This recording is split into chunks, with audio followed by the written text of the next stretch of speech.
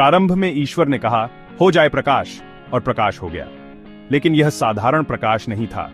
यह वह दिव्य ऊर्जा थी जो सृष्टि के हर अंश में व्याप्त है। यही वह शक्ति है जिसे विज्ञान E=mc² के रूप में समझाने का प्रयास करता है। और यही वह रहस्य है जिसे अपोस्टल हेम्ब्रम को अंतिम समय में प्रकट करने के लिए भेजा गया है। वेदों में कहा गया है, एकोहम बहुश्यामी, मैं एक हूं, अनेक हो जाता हूं।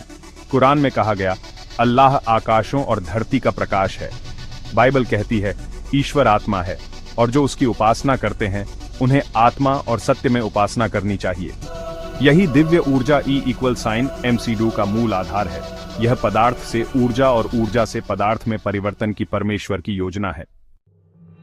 बाइबल में लिखा है, प्रभु के लिए एक दिन 1000 वर्षों के समान है और 1000 वर्ष एक दिन के समान। भगवद गीता कहती है, जो काल से परे है वही सत्य को जान सकता है। अपोस्टल हेम्ब्रम ने दिव्य दृष्टि में देखा कि समय कोई स्थिर धारणा नहीं है।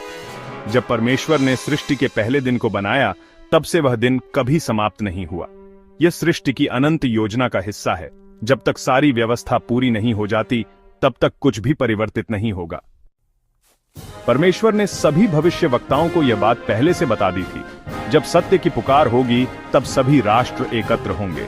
यशायाह 2:2, मैं तुम्हें हर जाति और भाषा से इकट्ठा करूंगा। यहेजकेल 37:21, धर्मों के बीच कोई विभाजन नहीं रहेगा क्योंकि सत्य एक ही है।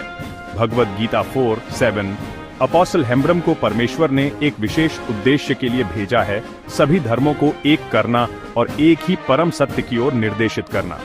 यह एलोहिम की मुहर के साथ भेजा गया एक दूत है जो मनुष्यों को अंतिम चेतावनी देने आया है।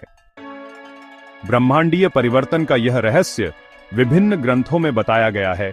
मूसा जब पर्वत से उतरे तो उनका चेहरा ज्योतिर्मय था। निर्गमन 34:29, यीशु रूपांतरित हुए और उनका मुख सूर्य की तरह चमक उठा। मत्ती 17:2, जो आत्मा से युक्त है वह प्रकाश में परिवर्तित हो जाएगा। सूरह अल-मारिज 74, यह परिवर्तन का संकेत है। जब मनुष्य परम सत्य को स्वीकार करता है तो उसका भौतिक अस्तित्व ऊर्जा में परिवर्तित होने लगता है। अपोस्टल हेम्ब्रम का संदेश स्पष्ट है, सभी खोई हुई जातियां परम सत्य की ओर लौटे, मनुष्य झूठे ज्ञान और आडंबर से मुक्त हो।